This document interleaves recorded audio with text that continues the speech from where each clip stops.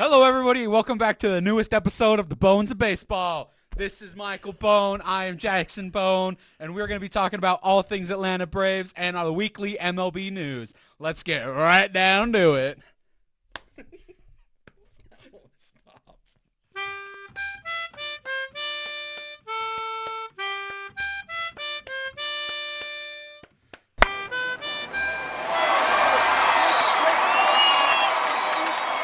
All right, I don't know why we just started that episode with you hitting me. We did have a wrestling match today in the living room. I won. I don't think you did. I won. Your little sister recorded it. I haven't watched it yet. It's pretty funny, actually. to critique my form. So, for those of you who don't know, in the 2021 postseason run, where Jocktober was in full effect, this is Game 3 of the Brewers series. Game 3. Jock Peterson comes up to bat, and at that point he had two pinch hit opportunities, and he had hit a home run, and then he had got a single the next time. So he's batting 1,000 in his pinch hit opportunities. And I turned to him, I turned to you, and this is when you were bedridden because of your bike accident.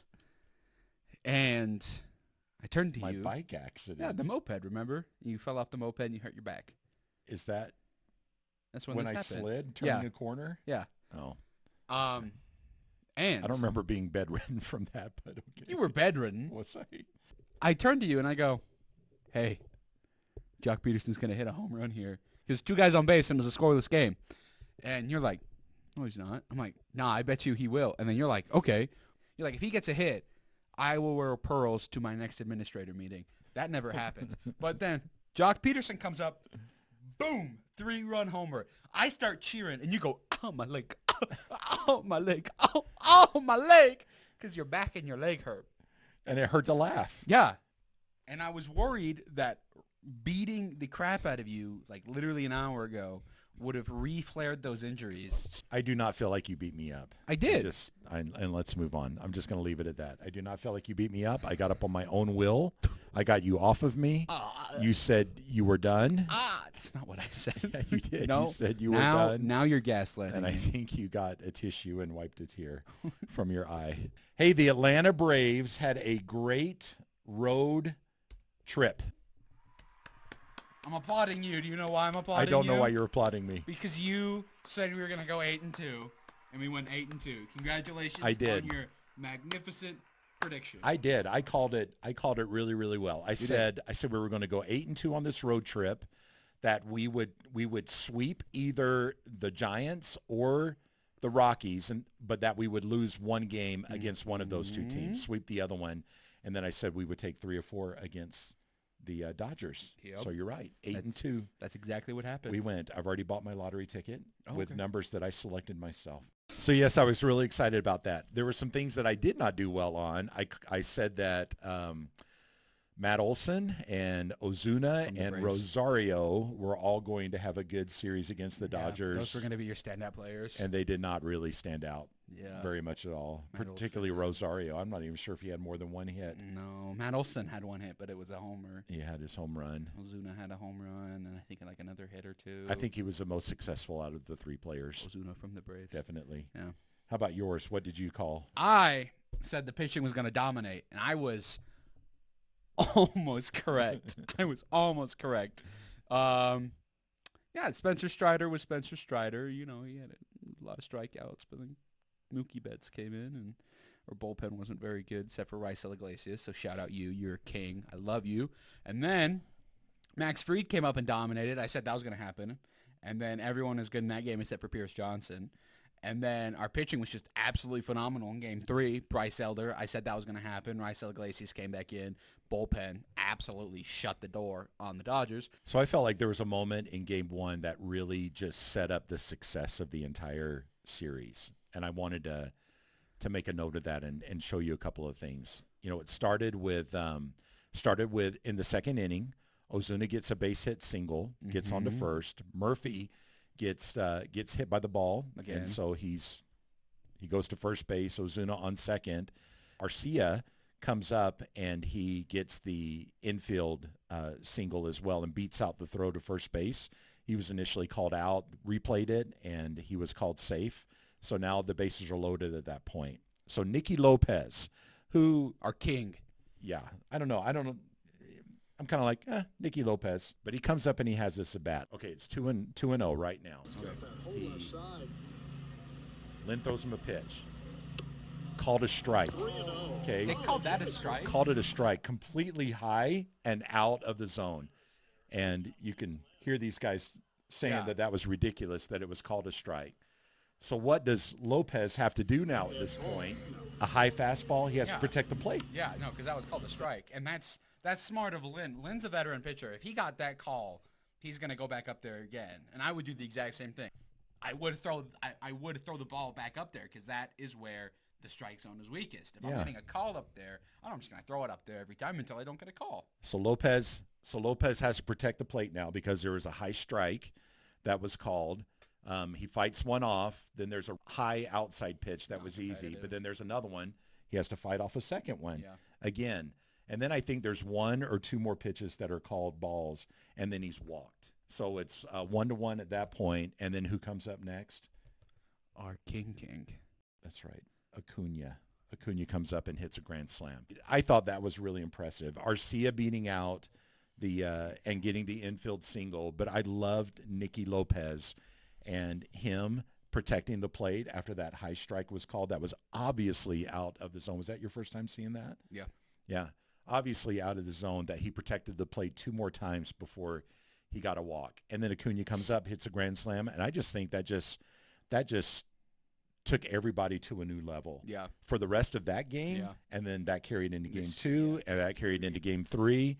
You made a comment about game four that both teams look kind of lethargic, like kind of tired. Yeah, no, something. I said when the Braves were coming into this series that it was going to be a postseason series, and it felt like that.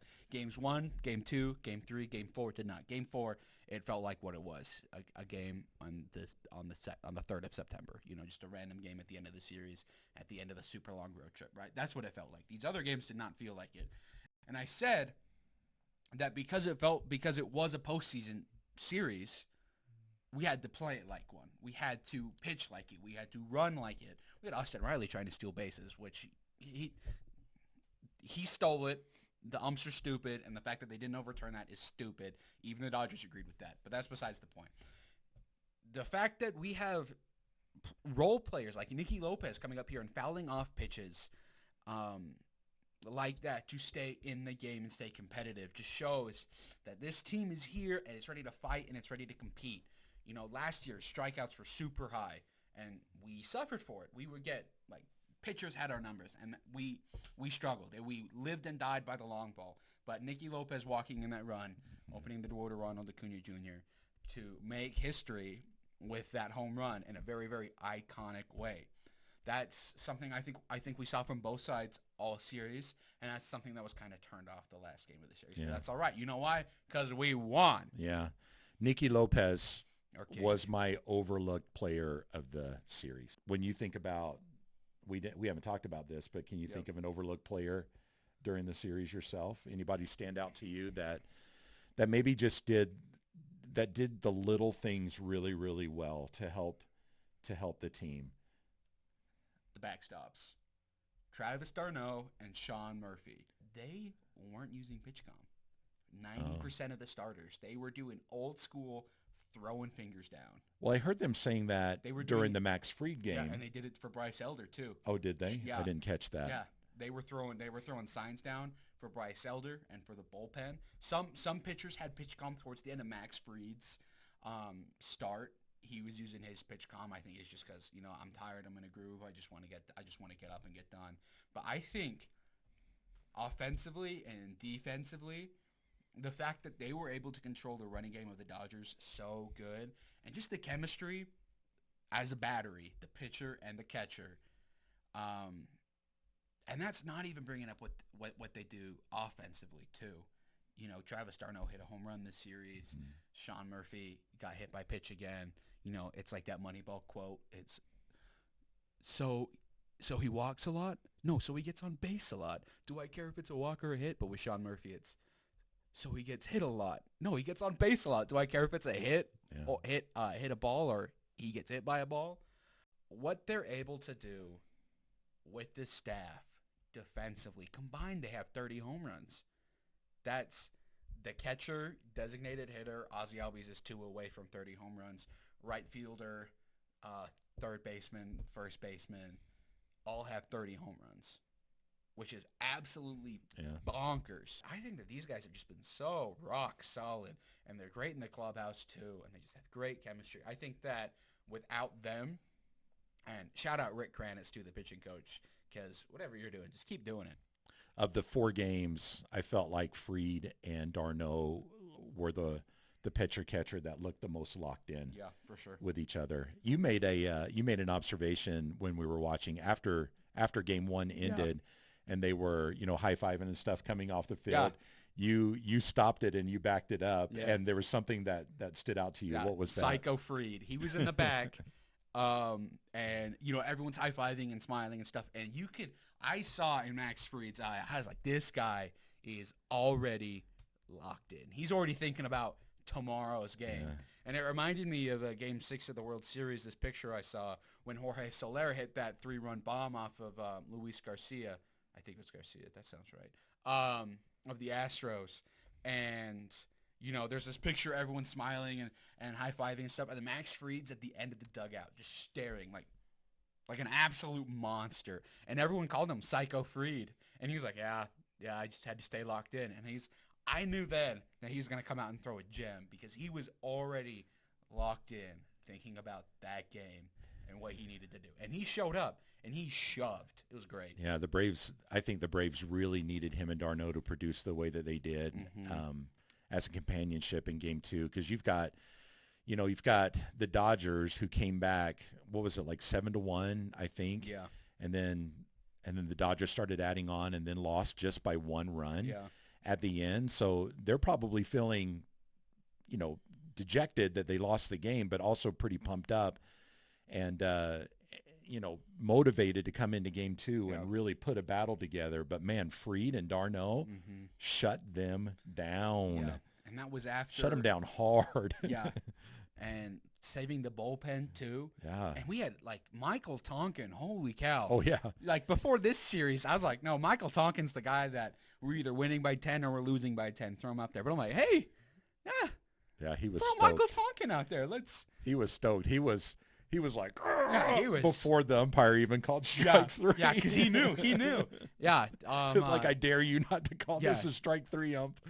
Yeah, on in Game 2 and Game 3, and it's just, I thought, man, it was such a great series. This is a series for me that I'm just like, man, this is why I love baseball, because these guys can go up, they can shove, they can perform. The stars come out to play in the big games, and they did.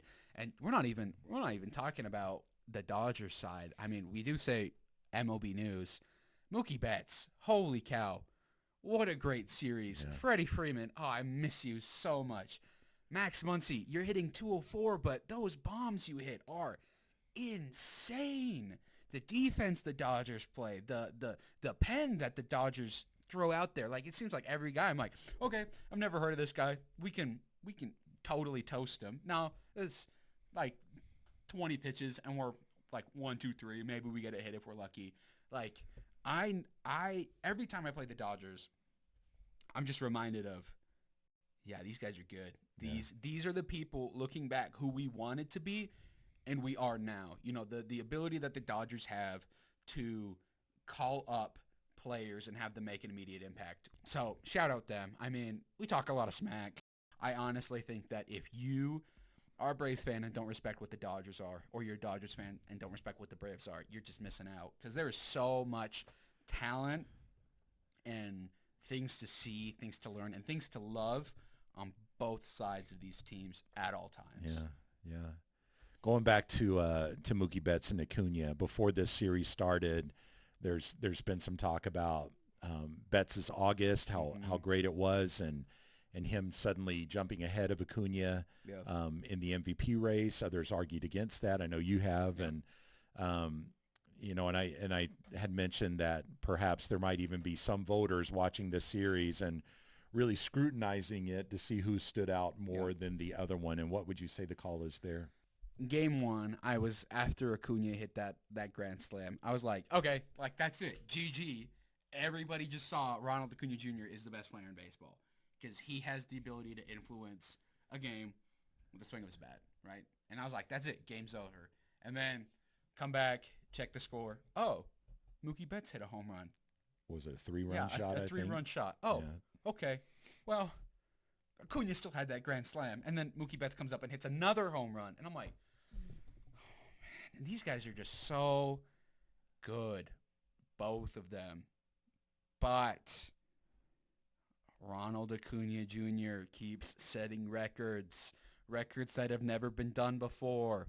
He hit a baseball, harder than it's ever been hit all year since 2020. 121 miles an hour. But that doesn't matter. You know why? Because the bases are bigger. So Ronald Acuna Jr. was able to hit the ball harder than anybody else in all of baseball this year. Because the bases are bigger. Yeah. So that takes away his 30-60 season, his RBIs, the fact that he's hitting 339 right now with the slugging over 1,000. If you say that because the bases are bigger or the rule changes are a thing, it devalues Ronald Acuna Jr. as a player and it devalues the amazing runs that he's been going on, you are absolutely incorrect and flawed in your ideology and your thinking. People are saying that because the bases are a couple inches bigger, the fact that he's stolen 20 more bases than the next closest person doesn't matter. I was thinking about that just a little bit. It's like if there are people who say, well, Ronald Acuna is stealing bases in a new era. The bases are bigger, and because of that, we can't give him credit for the 63 that he's stolen so far this year. It's because what they're saying is they're speculating that there are going to be future years where other ball players, it's going to be the normal to steal that many bases. Yeah. And can you really deny someone an MVP based on speculation that what they're doing is going to be easy for other ball players to do in the future? Yeah, we look at these stats and these players through rose-colored glasses when they fit our perspective and what we want to do. And again, what Ronald Acuna Jr. is doing doesn't take away anything from what Mookie Betts is doing, but anything Mookie Betts is doing doesn't take away anything from what Acuna is doing. They're both amazing players. They're both having amazing seasons, standout seasons. I think career seasons. It's going to be incredible to see how either one of them show up next year and try to top this. Acuna hit a grand slam in Game 1. Betts hit a 3-run homer in Game 1. Which one made a bigger impact for their team in that game? The grand slam.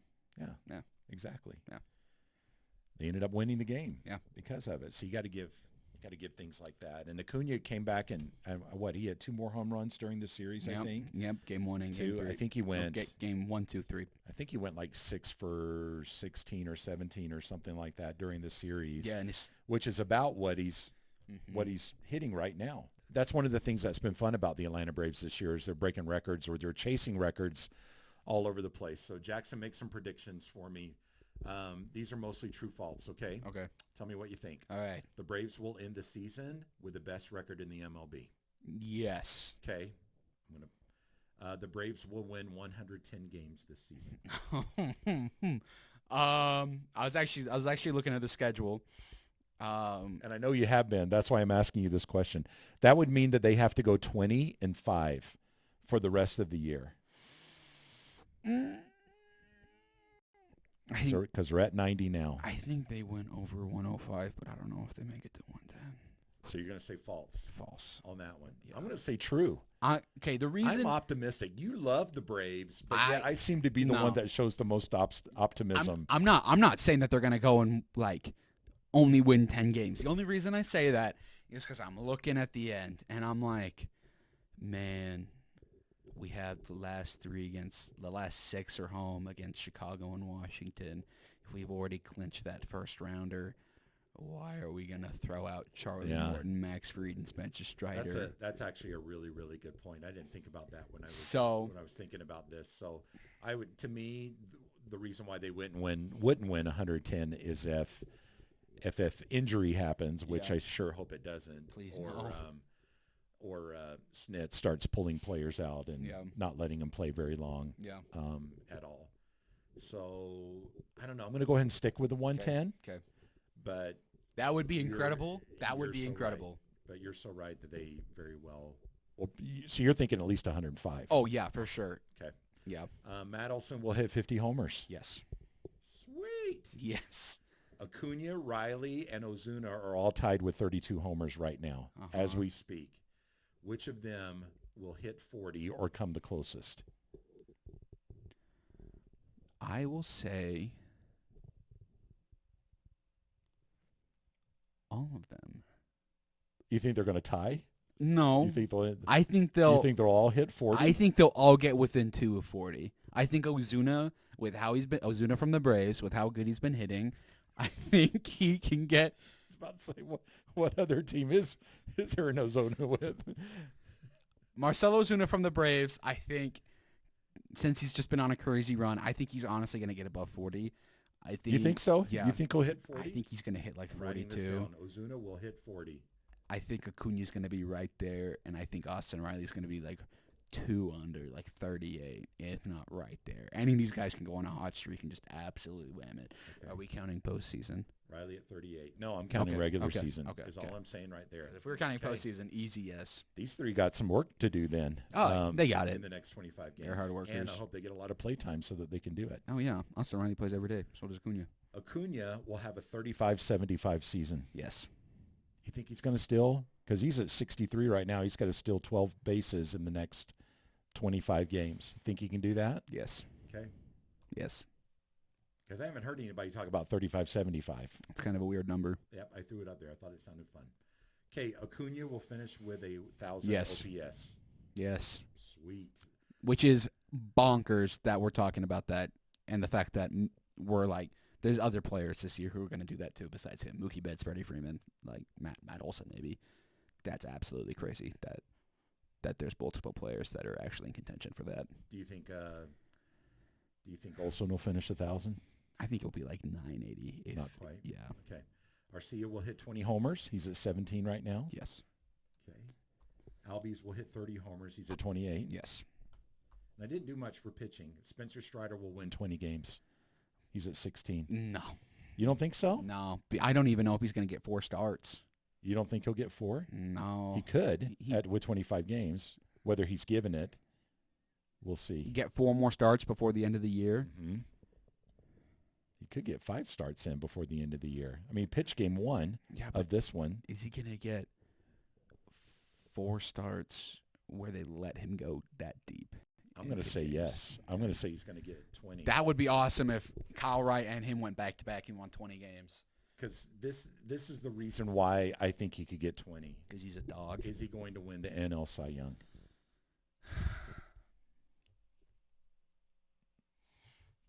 I think they would have to keep pitching him if he's going to win it. And I think that if he was like a 12-game winner right now, I don't think that they would continue pitching him deep into the regular season. But I don't think they'll pitch him long. They'll maybe give him 5 innings and then they'll take him out and be done with it and hope that the bullpen could secure a win or maintain a win. But do you think he has a shot at the Cy Young? There are so many good pitchers in the National League, and I think there's just been one too many times that he's gotten a little roughed up. So you don't think he's got a chance, and because of that, maybe he won't. I don't think he's not gonna like get any votes, but Blake Snell's been really, really good. Well, you're talking about records with Acuna. Isn't Strider chasing records too? 300. I don't think he's going to make that. He's like at 248 right now or something like that. Yeah. So he's got 50 more to go. He could if he gets those 5 starts like you're talking about. Might even be in the 230s. Can't remember. I think he's more than that. That. But I know he's going for John Smoltz's record. You're thinking no with 20 games and no on the Cy Young. I honestly think the Cy Young is probably be a little bit more likely than the 20-game winner. Oh, really? Yeah. I think it's the other way around. Really? I think the 20 games is more likely than him winning the Cy Young. I don't think that winning 20 games influences his Cy Young chances, but I think if he does end up winning the Cy Young, it's because he does have 20 wins. But it's his ERA is up there. You know, his FIP has been awesome, but Kodai Senga, you got to give respect to Blake Snell, Justin Steele, Zach Gallen even. and that's not taking anything away from the season Spencer Strider's having. He's been elite. I'm not saying that it's impossible. I think he's going to finish top 3 for sure. But whether he can just edge out that much, it's super close. It's super close. Yeah. I think he's top 3 right now for sure. Yeah. With the Rocky series, if you're a fan that runs up and tries to hug a player, you're stupid. You're absolutely stupid. But the fact that this is even a discussion where we're talking about a player's safety because people are stupid, just don't be stupid. Be nice. Go watch the game. Have a hot dog and an icy. If you want to drink a beer, go have a beer. That's fine. But don't be stupid. You're going to go to jail for a long time if you do something stupid to a player. I don't know, though, that I think right now all it is a misdemeanor. If you run out onto the ball field to mess with a ball player, and when I say mess with, nothing wicked, but just to go up and hug them or touch them or take a picture with them or what have you, I think it's just a misdemeanor. Yeah. So I think until that gets more severe or fines are heavier or something like that, people are doing crazier stuff right now in the world.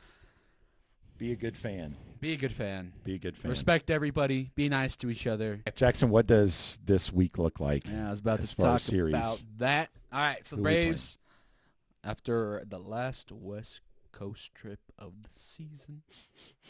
Really? Is that what that was? The last West Coast trip of the season? Yep. We're staying. We are never not in the National League East. Yeah, we never leave the National League East. We either playing in Atlanta or we are on the road in Philadelphia, Miami, and Washington for the rest of the month. So we are never not being in the National League East. But looking towards... It's too bad that's not more competitive, I guess. Yeah. But maybe it's also relaxing. I think, well, here's the thing. We still play... So this week we have a 6-game homestand, 3 against St. Louis, 3 against Pittsburgh. There should be no reason we don't we go 5-1, if not 6-0. Just absolutely come back from this road trip and just gang up on these bad teams. St. Louis. If they're going to get my 110, that's exactly what they've got to do. Yeah.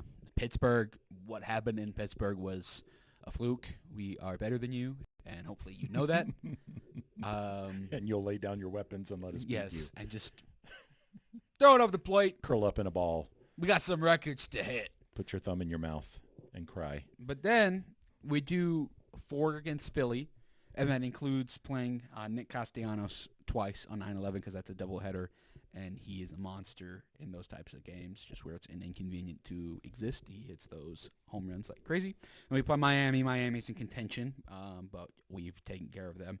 And we play Philadelphia again, and we play Washington, and then we play Chicago, and we play Washington. Chicago is also in competition for a wild card spot too. So there's a lot of they're not. I don't think anything is gonna get as big as the Dodgers series that was just here this last weekend. I don't think anything was even close to that all year. Just with how good the Braves have been playing and that level of competition being matched. But I do still think that if we rest on our laurels going in, it's not going to be a pretty month. So I think the Braves have to keep the foot on the gas. Let's conk out St. Louis. Let's conk out Pittsburgh, Philadelphia. Bring it on, Miami. Okay, so we've got 1, 2, 3, 4, 5, 6 games before we do another show. Yep. What's our record going to be this week? 5-1. 5-1. Clean sweep, baby. Cleans that 6-0. That would be amazing. I'm calling it 6-0. If we take them all. If we could have an 8-2 West Coast trip, including taking 3 of the Dodgers, and come back and go 6-0. I just think you're a little conservative. 6-0. You're a little conservative. If we go 6-0, we're going to be 96-46. Yeah, we're going to sweep it. We're on the way to 110. We won 1-0, 102, 101 last year. 90 something in 2018, and then 97 or 28 or 97, 98 in 2019. This team is just so. What's the Braves franchise record for wins? Is it 106? 106, 107, I think. I think that's another reason why we're going to win 110 is because they're on pace to break the record at 108. I think Snit's going to let the Braves try to beat that record. I think I think he would enjoy that. They have a team to do it. Yeah, they have the team to do it, and it's not like this team is going anywhere. Yeah. Please They are not re-sign going Max Fried. anywhere. Please re-sign Max Fried. Extend Ozzie Albies. Extend Ronald Acuna. Keep these guys around. Please, Alex Anthopoulos, we love you. We trust you. But just hear us out on this one. Well, that's all we have time for today. Thanks for joining us. If you enjoyed the show today, please make sure that you like our episode and that you also hit the subscribe button. And until next week, chop on. Boom. Go Braves. Go Dodgers, even though we're better than you. Yeah! Wow!